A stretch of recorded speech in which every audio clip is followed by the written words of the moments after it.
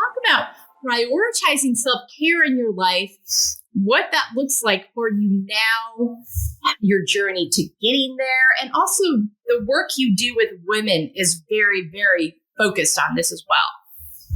Yeah. So my journey started as a social worker. I've worked in the medical and mental health field for almost 20 years now, which seems crazy. And I was somebody who was just kind of going through the motions. I was showing up at my 9-to-5 job and I was just missing something. Wasn't really taking care of myself. And I struggled with anxiety. I've struggled with that all of my life. And then the burnout came and I had no idea what I was going through until I was in it. And I think that is such a a big thing for women, especially to recognize that we might not know we're in it until we're in it. And that's scary. So I made the choice to say, you know what, I'm not going to do this anymore. I'm not happy with how I'm feeling, how I'm, putting myself out there. I'm not super happy with the work that I'm doing. So I joined this small group of women who were into personal development, and I was like, oh, this is weird, but I'll give it a shot. And I started reading personal development books and I was like, oh, I could do this. I could really start focusing on myself and I could really start making myself a priority. And when I did that, that's where that shift came. I started taking care of myself in a new way. And that's when I made the pivot in my career and said, I can do more. I was destined to do more. Yeah. I love that. You said something really key early on in that you didn't know you were in it until you were in it, and how so many times that's how we get there as women. I think for me, that was a big motivator in me starting this. I was in it in 2019. I was like, whoa, what happened here? And how in the world did I get here and not address it sooner?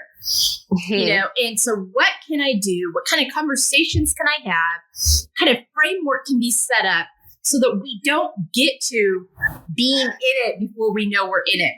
What can we do to get ahead of it so that we don't end up in it? Life is hard. Seasons change. Hard things are going to happen.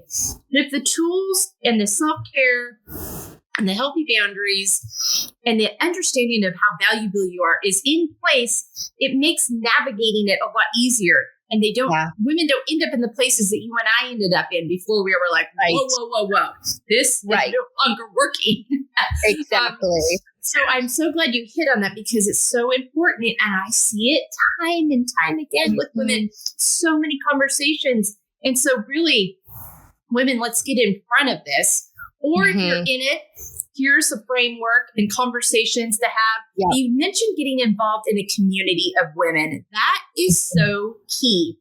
If we as women can come together as a community, see each other as allies, do this together, get rid of that narrative out there about competition and comparison and not enough room for all of us. There's plenty of room. When we come together, do it together, learn from each other, that is how we change these narratives and having these conversations. Yeah. It's very powerful. Yeah. And that's it just gave me goosebumps because I feel like there is so much competition and there is this comparison game. And, it's a cliche saying, but, put yourself in the room of the people you want to be like. And, I think that, opening yourself up to experiencing new and different ideas that you may not have thought of on your own, it's so powerful. Yeah, absolutely. Because we've all got something to give and add, and we can reach different people in different ways. And we learn from each other's differences. And it just creates, and when you hear people's stories, it creates empathy. It creates curiosity. It's just good. It's all good. And it gets away of that isolation and feeling like you're on your own and you against the world mentality. I think it just dispels all of those. And this is so many times we feel like we have to live by that aren't serving us. They're just serving us. Confidently setting boundaries. You talked about being a recovering people pleaser on your website. I hear you so profoundly on that. When you're in that mode, boundaries you don't even know they exist, or that you even have a right to declare them. Exactly. So and you have no idea where to start. no, it feels overwhelming. Like the idea of shifting and prioritizing yourself and saying no to people for your own well-being. We've heard the lie that it's selfish, and we don't even how do I even do this? So talk to me about your journey with that. Yeah. So it was hard. It's a hard journey. And I think people think I'm just going to set boundaries and they're just going to happen and people are going to respect them. Well, that is not true. It's going to be a lot of trial and error. It's going to be a lot of people who try to push your boundaries or walk over them. And you kind of have to get used to that. And you have to, confidently stand up for yourself and the boundaries that you've set, or people aren't going to, if you don't respect your own boundaries, other people aren't going to do it. And I think, being a recovering people pleaser, I very much, would say, oh yeah, that's a boundary for me, but somebody would, cross over that line and I would let them. I was afraid of what the response was going to be. And so building up my confidence and really, with the work that I do, I work a lot with my clients on identifying priorities. And so anytime you're setting a boundary, you have to set that boundary around something that's important to you. Yeah. Otherwise, people are going to cross over that. Yeah. And so when you're really thinking about setting boundaries in a new way and really focusing on, well, I'm setting this boundary because this is really, really important to me. It's harder to let people walk all over that. And you know what? You might lose some friends. You might lose some followers. You might, relationships might struggle because people aren't used to you doing it. And you know what? That's okay. That's okay, because then you're changing the narrative on who you're surrounding yourself with. Yes. You're surrounding yourself with people that are for you, for what's best for your health, for what's best for your life, your authenticity. Yeah. And but it's hard. And it's hard and it can be scary. But I like what you said about attaching it to something you really care about, to a priority, to a value. And then even if people do step on it, because you've got it attached to that thing, you're going to be more inclined to no. Let me restate this. And it also, it may take patience. You may have to communicate it a few times, but it's also okay to have a boundary or deadline on that. Listen, I've talked to you time and time again about this. It's clearly something you're having a problem with. Can we talk about why?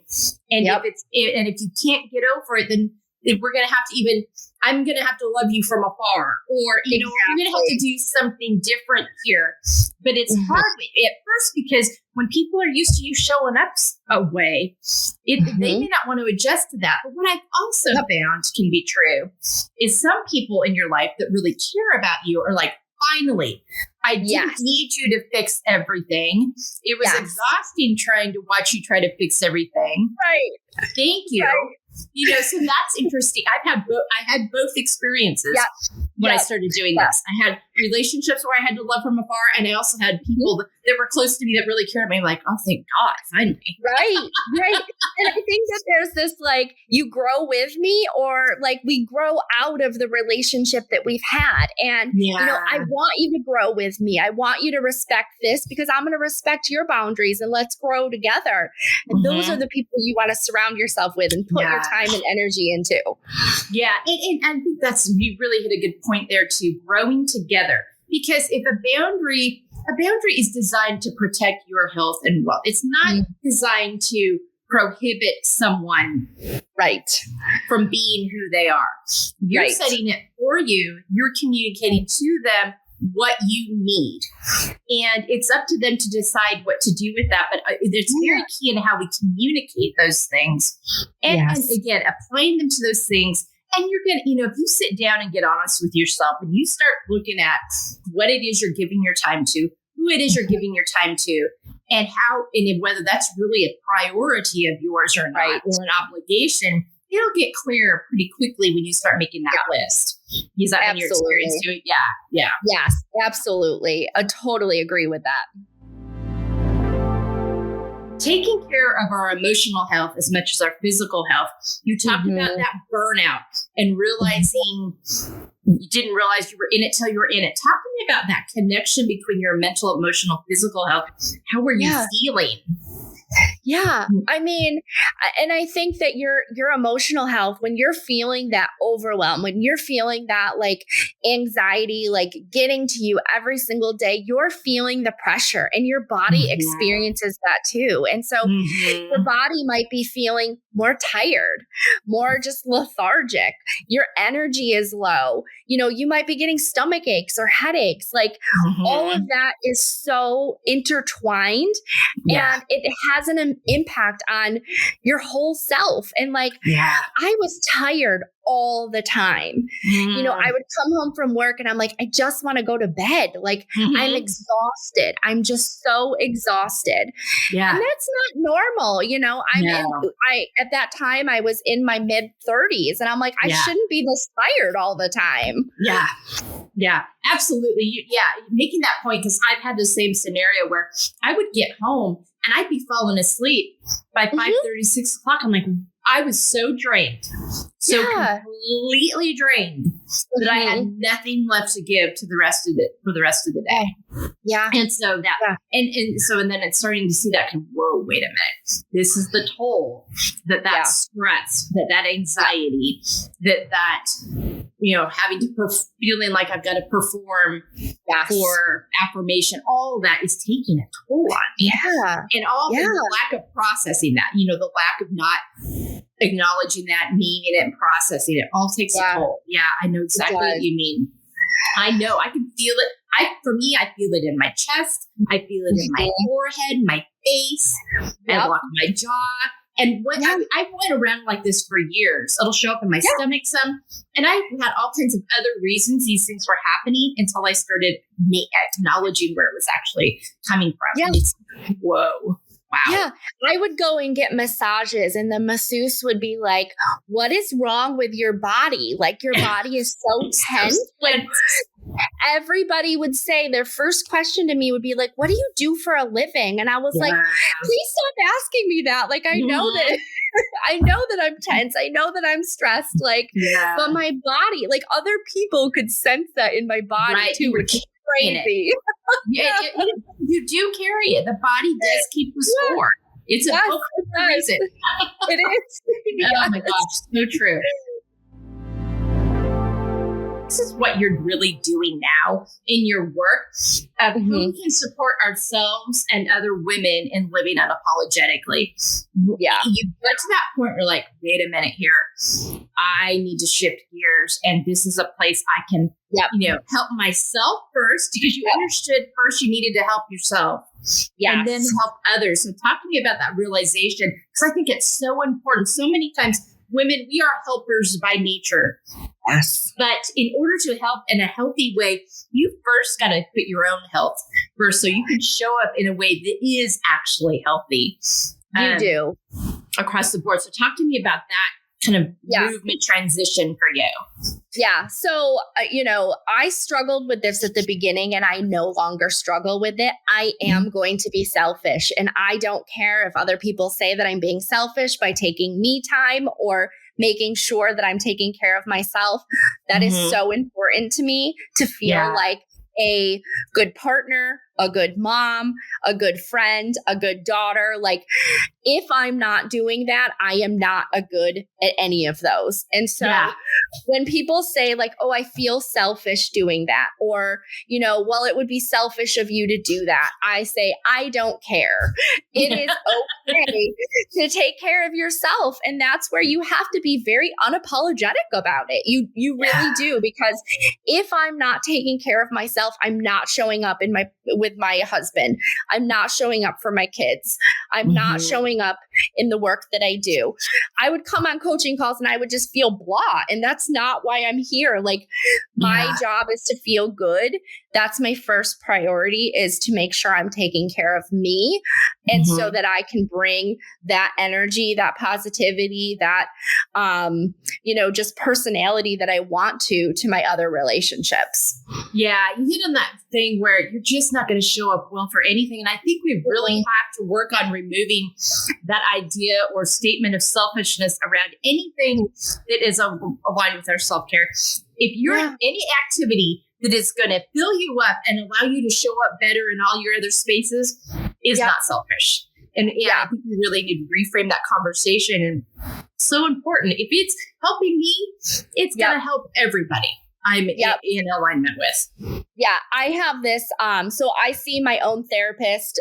Prior to my husband and I were also seeing a marriage therapist, just to continue communication and make sure we're all on the same page. And something that's really important to me is my workout time. And my workout time is my time. It's something that's very important to me. It brings me energy. I have a community of women that I work out with. Like, this is my time. And I remember our couples therapist telling us that we needed to work out together. And I was like, no, that's not going to happen. This is my time. And I could see the look on her face, like judging me. And I was like, oh no, this is my time. And it is non-negotiable. We'll figure out something else. Exactly. We'll go to dinner or a coffee date or a movie, or we might go on an evening walk after work, but no. You are not coming to work out with me. This is a non-negotiable. I think it's a great example, because I think sometimes when people that we consider experts or people that know question a boundary or an expectation that we communicated, that we're like, oh, wait a minute. Just because someone's questioning it doesn't mean you're wrong. Right. So you know in your soul that's right. Not everybody's going to agree with you and see that. So I love that example and how you stood firm in that, because I think that those things can throw us sometimes. Absolutely. And I questioned myself afterwards, and I processed it with my own therapist, and she's like, oh no, that's your time. Even my husband was like, oh no. I don't want that. She didn't have that time. We're gonna work something else out. I'm on the same page as her. Moving forward. I love it. Exactly that. But also it then allows you, by doing those things and setting those clear boundaries and communicating them well with your partner, like you've done, with your therapist, and all those things, you're then able to show up for these women that you're helping with these very things authentically and helping and giving them a living example. This is what it looks like when you do this for yourself. And that is an automatic invitation to come along that journey with you. People will see you and be like, I want to be like that. I want to feel that good. I want to feel that healthy. How do I do that? Yeah. And if you're coming in trying to help women and how you're showing up doesn't align with what it is you're trying to share with them, it's going to be tricky to kind of get them to come along with you. Agreed. And you're giving advice from this perspective that you may not understand or you've never lived through. Like, it's, I think, when we share, like, hey, we've been through this, we've done this, and here's what we did about it, and here's how we came out of it. Like, you just earn this other level of trust that is hard to earn sometimes. Right. Absolutely. Yeah. And you have to earn that. And it allows you to show how you describe yourself: authentic, kind, passionate, and expert, because you're living it. And you're living proof of what it can do when you're willing to do that. You've got a great word that you've coined called kindfulness. Talk to me about that, the background to kindfulness. Yeah. So, one of the things that I had to learn for myself is the idea of being kind to myself. And I was always so hard on myself. I'm my biggest judge all of the time. And I would never give myself any grace. I would say, I messed this up, or I did this wrong, or, criticism was hard for me to take. And the idea of letting just myself be a little more kind to me is what changed where I am today. It's changed me as a person. It's changed me. Like, the idea of allowing myself to have time, the ability to be flexible, bringing in positive relationships, just being kind to myself has changed my life for the better. And so when I was thinking of a name for my business, it's obviously a play on the word mindfulness, but the kindfulness just kind of like spoke to me as like, oh, wow, that is like a trend that I feel like people need to get on. Like, come with me on this ride. Yeah. And being kind in your mindfulness, mindfully kind to yourself, because that self-talk matters. And until we're asked to pay attention to it, I don't think we realize the damage we're doing to ourselves. Absolutely. Absolutely. So I wanted to give you a chance to talk to that, because I love how you brought that together, and that caught my attention early on, as I mentioned earlier, and is a really great combination of things it's one thing to be mindful, but how are you showing up when you're mindful? Yes. Are you extending yourself grace, empathy? It's going to be very difficult for you to live unapologetically and show up unapologetically for other women if you don't have this kindfulness practice going on with yourself. Absolutely. Absolutely. And I, when I joined this small group of women, when I was first making this transition into my coaching career, I had somebody say, Jen, just give yourself some grace. And that has just stuck with me for so many years, because I wasn't doing that. And, I thank her today for telling me that, because it's something that just really stuck with me as life-changing. Yeah. And something, and I've talked about this before on other episodes, but I bring it up because it's been very powerful for me. I too was very hard on myself, very judgmental, very like, gosh, why did you do that? How could you do that? And so I've tried, when I feel that judgment coming in, I've traded it out with curiosity. Why am I doing that to myself? What is this rooted in? What narrative do I need to dispel here? Because we tend to treat our thoughts as truth, and they're thoughts, and they're not all true. So we got it. So getting curious really shifts and takes me out of that judgmental state into a curious state of tracking where this came from, so I can walk it out. Is there something that needs to be healed, reprocessed, acknowledged? And that's something that's been really helpful for me in kind of shifting that narrative. But I love how you mentioned somebody said that to you and it stuck with you. You never know what it is. That thing that's going to trigger one, that thing that's going to stick. That helpful affirmation, whatever that is, our words matter. Yeah. And not only our words to ourselves, but our words to other people. So I think that being mindful about that and kindful about that in terms of that need to be said versus the words that don't need to be said. Yeah. And I think that is such a good point, because I think this was said in context, it was during COVID, and we were doing online, like the small group, we were doing online workouts in the morning. And I think I didn't come to a workout one morning, and I was like so hard on myself, and she told me to give myself some grace. And I was like, it was such a small thing. And in the context, like in the grand scheme of things, it was not a big deal for me to miss one workout, but I was being so hard on myself. And those words, like in that small little context, may have changed my life. Yeah. You just never know. Thank you for sharing that. So important. Those things all add up. They matter. Sometimes we're looking for that big thing. It's not always that big thing. Sometimes it's that little thing that switches, that kind of, it clicks. It's like, that helps. I need to think about that. All right. Thank you for that. The importance of setting and coming back to your why and your values. You're in the business now of helping other women, but even within that, you've got to, I'm sure, what's my why for this? Is this aligning with my values? What am I saying yes and no to within this? So I'm not over giving of myself in this area, or am I giving a lot? Talk to me about that. Yeah. So when I'm working with somebody, I'm going to always bring them back to their priorities. I'm going to help you to really weed through and all of the decisions, all of the boundaries you are setting. I'm going to say, okay, let's think back to your priorities. How does this align with this? How does this align with this? If you're telling me, your family is a priority, but you're going to do this instead of spending time at your kid's soccer game or something, let's talk through that. Let's, is that a boundary you have to set so that you can really focus on what's important to you? And how do we get that? And what decisions do we have to make around that? And so always going back to what's important, and let's start making decisions around that. Let's really start using that as the focus for, moving forward. Yeah. What do you care about? I love that.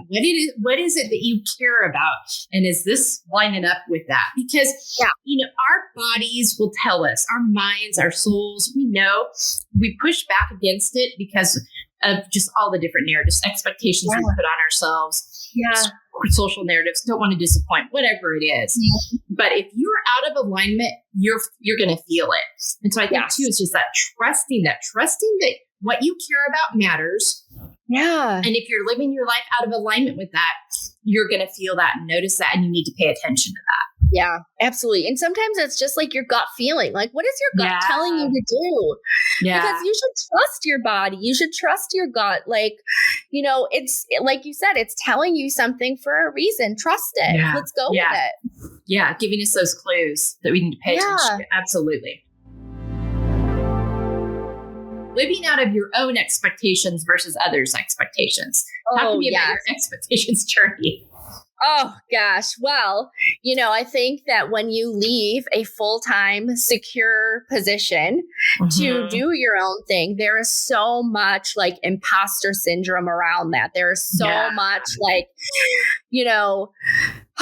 and I remember my girlfriend that I was working with, she told me like, what, if it doesn't work, you just move on, like do something else. And I was like, okay, yeah. Like, so my rational brain is thinking, well, if I don't make any money, like I'm going to have to get a job. I might have to go back to the 9 to 5, but it's always there for me.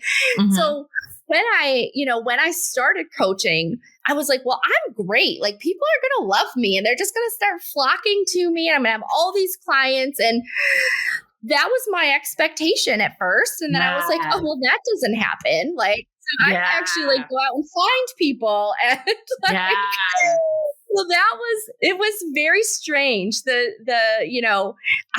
didn't know the marketing side of things. I didn't know the business side of things. And I literally thought people were just going to like be knocking at my door wanting my services. And that was not the case. I understand that completely. It's like, oh yeah, I'm going to let people know what I do in a coherent, cohesive way. I know. That's tricky because you have it all together, you're all excited, and they're like, oh, wait a minute. How's anyone going to know? Exactly. So I had these like, a little bit of scare, the scared piece of me, but I also was like, oh, I can do this. This is going to be okay. And then I hear what other people are saying. Well, you left your job. And, my parents are, grew up in a time where it was 9 to 5. Like you worked, came home, you cooked dinner, you did the family thing, you went to bed and you did it all over again.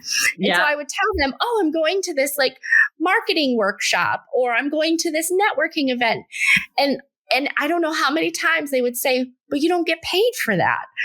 And so it was like changing the narrative for myself. Like, well, no, I don't get paid for that. But this helps me in my business to, meet new people and bring in prospective clients and partner with other people. And so there's been so much like of the back and forth with where my head has been. And I just have to focus on my goals and I have to focus on my priorities and I just have to keep going. Yeah. But it is interesting when you get, it's funny. I just had a conversation with another guest about that. Parents in that older generation, many times they work for the same company their whole lives. It's a different world now. That just doesn't happen anymore. The 9 to 5 world is becoming less and less common. There's a lot more remote work. There's and there's a lot more of us women stepping out and being like, I think I've got something to offer outside of this traditional scope, but I'm going to have to do all these other things to make connections so I can eventually make money via letting people know in doing that. But when you come from a very structured, you get paid, I think it can be very unnerving for people who have just a generation that those options weren't available, and they would have never considered stepping out in that way and not letting that dissuade you, because so many times those are voices that we trust, that we want to listen to and honor, and not like, wait a minute, I got to get back to my why, trust myself, my values. You think about where I came from and why I chose this route, and honor that and trust that. And you mentioned the word expert.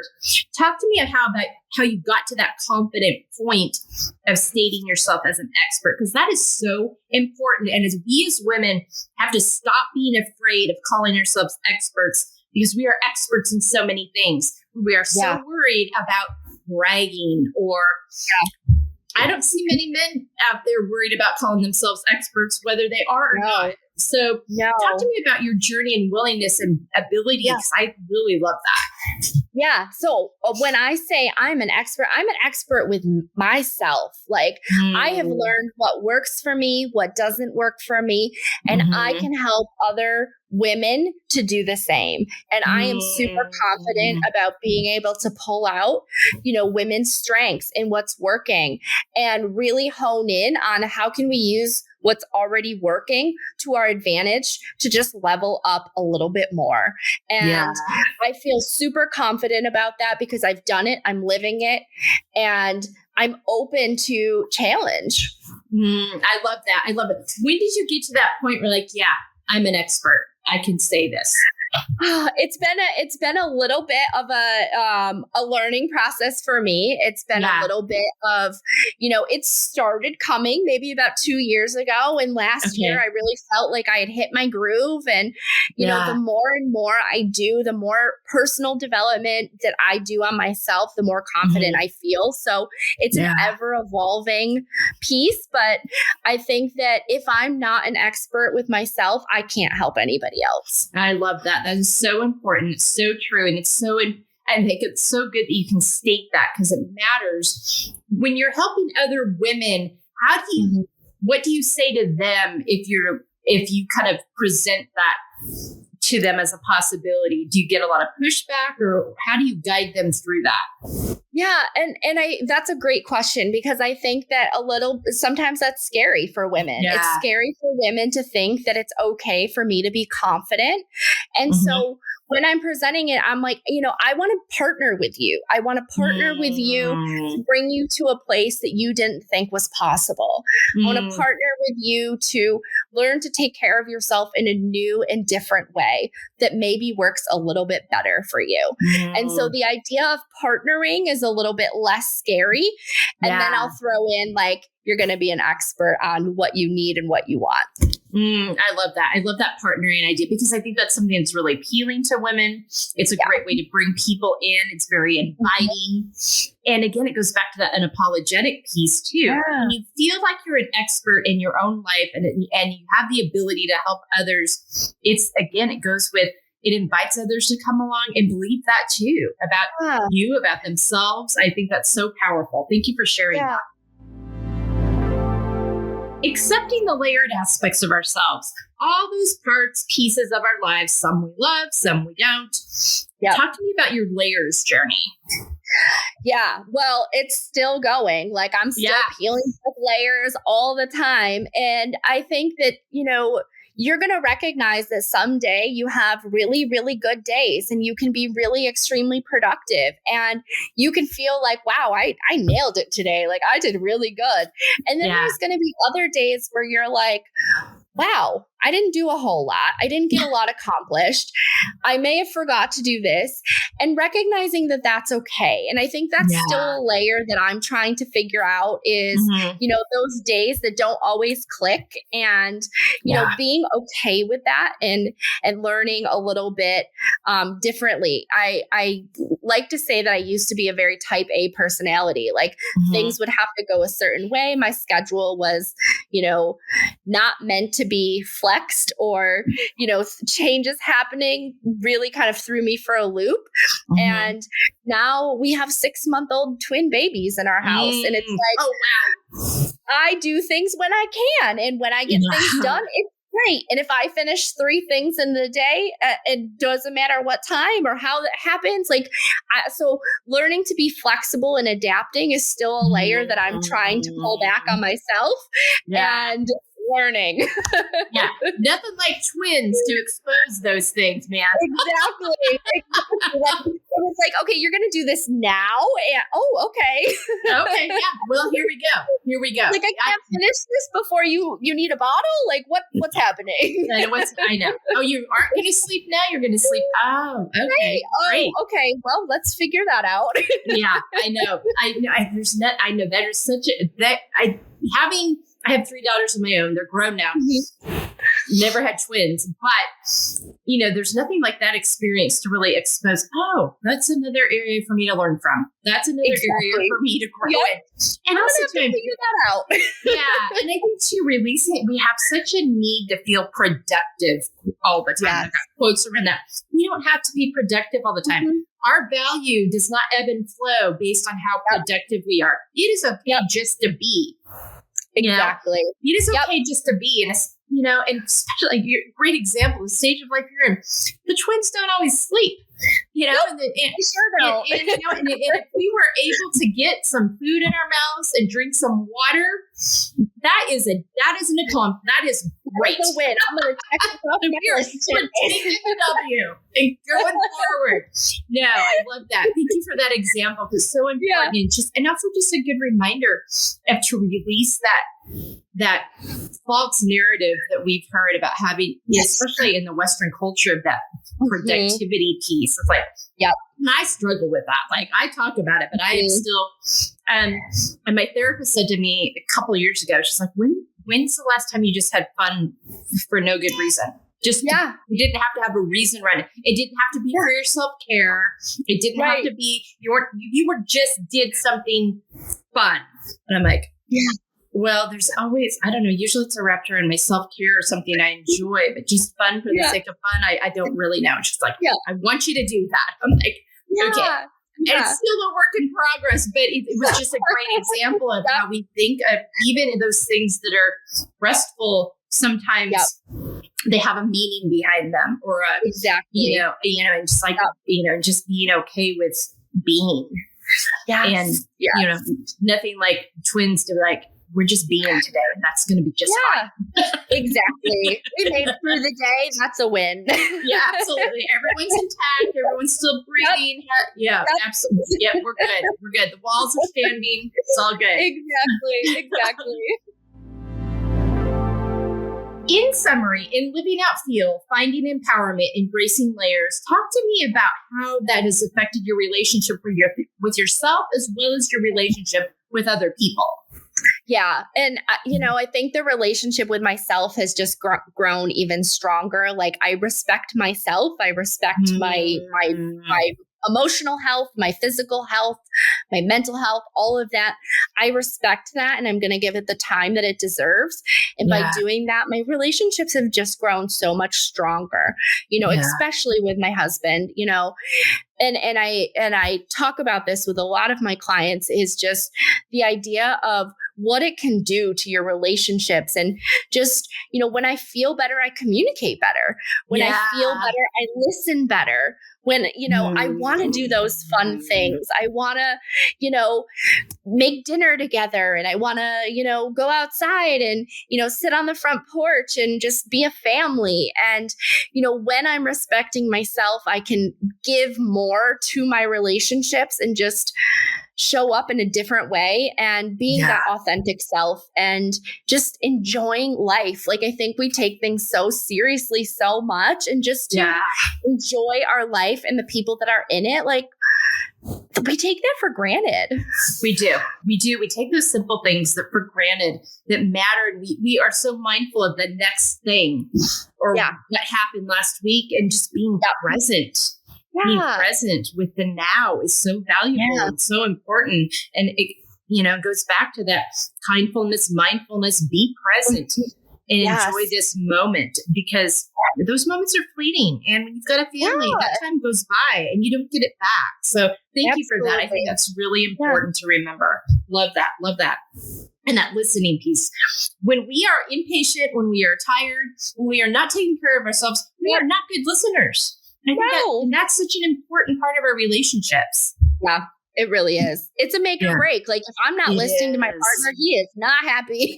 No, and you're missing really important information. And it's not, you're not, it's a way of showing, listening is a show of respect. It's a show, I care what you think.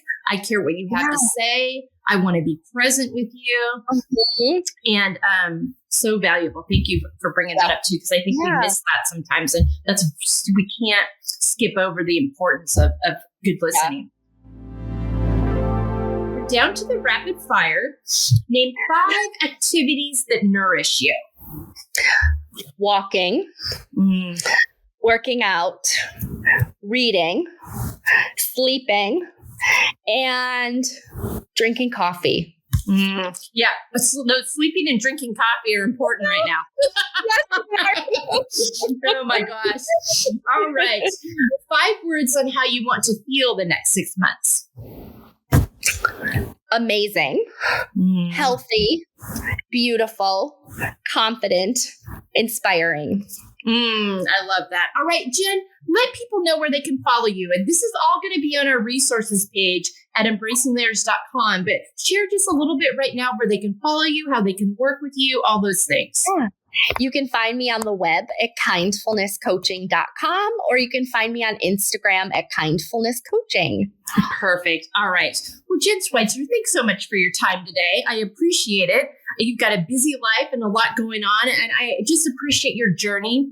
It's such a familiar journey, and it's so important for women, familiar for me, but I think a lot of women, but where you are to make that turn and make that change. And wherever you are, ladies, if where you are right now sounds like where Jen and I have been in the past, you can make that change. You can make that switch. It's never too late, and it's worth the time, and you're worth the time. We are all worthy of it. We're valuable, and it's good to take that space. It's not selfish. And Jen's here to help you with that if you need some tools. And we'll have those listed on our resources page.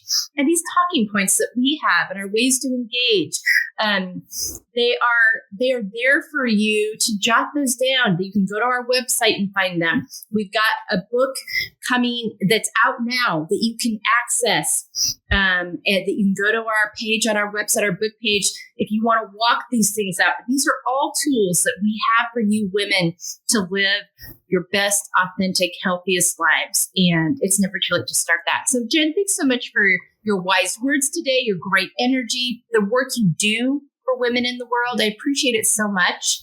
Yeah, thank you, Melissa, so much for having me. This was an amazing conversation.